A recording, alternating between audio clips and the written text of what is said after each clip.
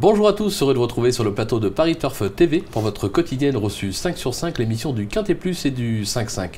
Pour m'accompagner aujourd'hui, Benjamin Nisol. Bonjour Benjamin. Bonjour Philippe, bonjour à tous.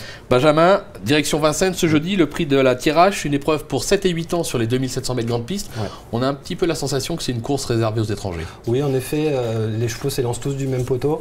Les chevaux étrangers sont en général assez en retard de gain quand ils arrivent sur la cendrée de Vincennes. Et là, ils ne devraient pas déroger à la règle en disputant activement les toutes premières places. Je vous fais confiance puisque je vois dans votre sélection les 5 premières places, un Suédois, un Italien, Suédois. Exactement. On vous écoute. Alors j'ai placé en tête le 4 Joker Stursk. Le 5. Pardon, le 5. C'est pareil, c'est un de plus.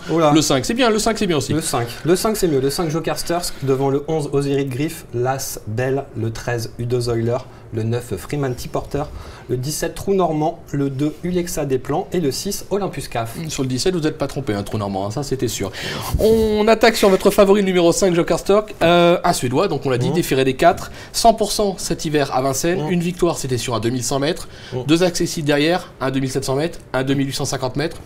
Base, on va dire, pratiquement incontournable de la course. Oui, tout à fait. Le cheval est en pleine possession de ses moyens. Il faut savoir qu'il n'est pas sorti des 5 premiers depuis le 2 août dernier. Là, il fait preuve d'une louable régularité sur la cendrée de Vincennes. Après, c'est un cheval, il faut qu'il ait le bon parcours. C'est un cheval qui est quand même tributaire du déroulement de course. Mais il a déjà prouvé qu'il était capable de trotter 13-7 sur le tracé. Ça devrait suffire. Ça devrait suffire pour disputer activement la victoire. En plus, il est associé à Top John Johnson qui fait partie de mes mythes drivers.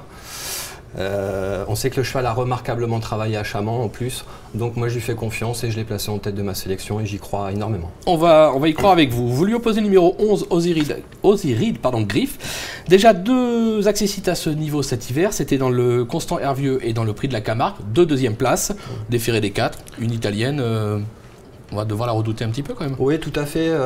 On sait que le cheval est en pleine possession de ses moyens. Il vient de, comme vous venez de le dire, s'emparer d'une 2e place dans le prix Constant Hervieux derrière Victoria Dujouan. Ce jour-là, marché 13,5 sur les 2850 mètres de la grande piste. Il y avait un lot quand même, c'était un groupe 3.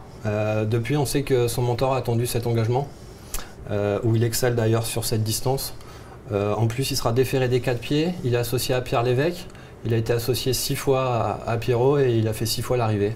Donc logiquement, tous les feux sont ouverts pour qu'il prenne une part active à l'arrivée. Tout est dit ou presque. Juste, je vais préciser, j'ai parlé d'une femelle en présentant le 11 Osiris Griff. C'est un mâle puisque la femelle, elle arrive juste derrière. C'est l'As Belle, qui elle est une femelle qui a remporté le prix d'Ambroise sur ce même tracé. C'était à la mi-décembre.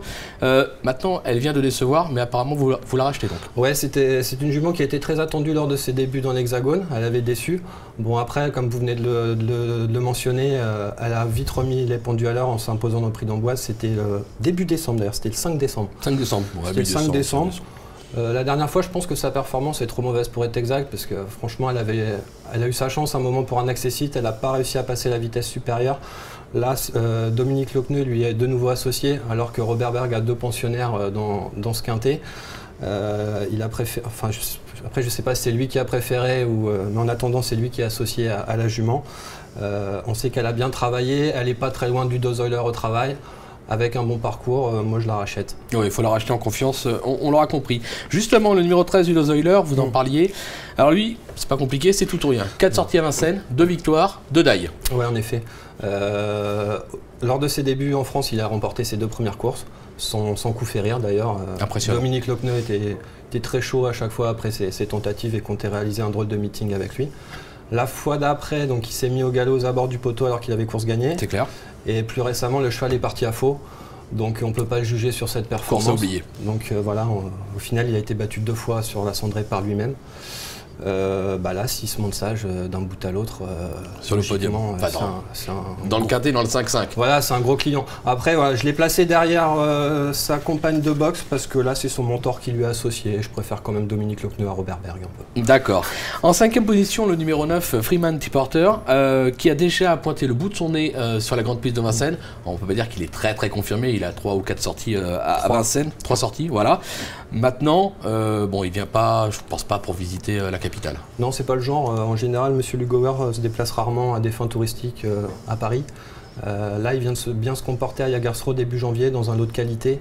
Il est 2e où il battait notamment Juggleface, qu'on connaît un peu sur la cendrée. Le cheval, il a couru une fois sur les 2700 mètres de la grande piste. Il est 3e disqualifié.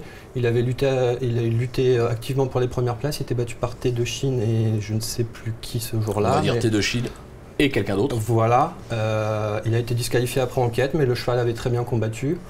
L'engagement est favorable. Il a déjà prouvé son aptitude à grande piste en faisant l'arrivée notamment sur les 2100 mètres. Tout à fait. À l'issue d'un bon parcours, ça peut causer une petite surprise à l'arrivée pour une place. Oui, plus pour une place que pour la victoire. Parce qu'après pour la victoire, voilà, ça va être plus compliqué. On a quand même des clients devant. Voilà, les 4 autres, je pense vraiment c'est du solide.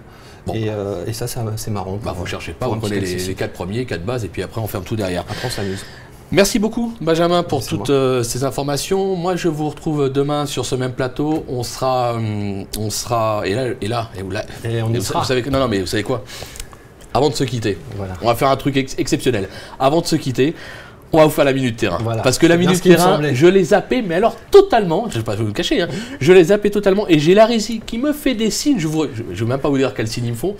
Mais la régie, heureusement que la régie est là, hein, Laurent et Christophe. Donc la minute terrain, Arnaud Lecomte, qu'est-ce qu'il a fait? Il a été à la rencontre de Nicolas Dromini qui va nous parler de Tru Normand, le fameux Tru Normand le 17, exactement. On s'en est manqué en début d'émission. Voilà, mais c'est normal, j'ai payé pour ça. Donc on écoute la minute terrain avec Arnaud Lecomte et Nicolas Dromini. Nicolas Dromini, vous présentez Tru Normand dans le quintet de jeudi à Vincennes. Le cheval fait une petite rentrée, il n'a pas couru depuis un mois. Voilà, il n'avait pas de bons engagements pendant ces 5 semaines, donc il a décompressé une dizaine de jours fin décembre et puis il a retravaillé depuis début janvier. Tout s'est bien passé, le cheval paraît en bonne forme, si ce n'est que bon, 5 semaines sans courir, alors on sait qu'en plein meeting d'hiver, ça va peut-être manquer un peu. C'est qui tout double, ça peut être même un bon atout, la toute fraîcheur en deuxième partie d'hiver. Oui, voilà, il va avoir repris un peu de fraîcheur. De toute façon, c'était un engagement absolument à courir, donc a priori, il vous paraît en bonne forme avant cette compétition? Ouais, voilà, avant le coup, il devrait faire partie du quintet. Voilà, bon, et je vous promets, je n'ai pas abusé du Tru Normand ce midi. C'est promis, c'est juré. Ouais. Voilà, bon, c'est fait, faute avouée à demi, pardonnez. Donc le 17, vous l'avez placé en 6e position. Exactement. Donc voilà, on s'en méfie, mais là aussi, on l'a compris, c'est plus pour une place que pour la victoire. Bon, après, comme a dit Nicolas, l'engagement est favorable, donc il est obligé de courir sur ce genre de course. Ils sont tous au même poteau, ça fait partie des Français à l'arrivée quand même. Mais je leur souhaite, j'espère qu'ils vont battre les étrangers, mais c'est pas gagné. Bon, là, on va avoir la sensation du déjà vu. Merci beaucoup Benjamin pour toutes ces informations.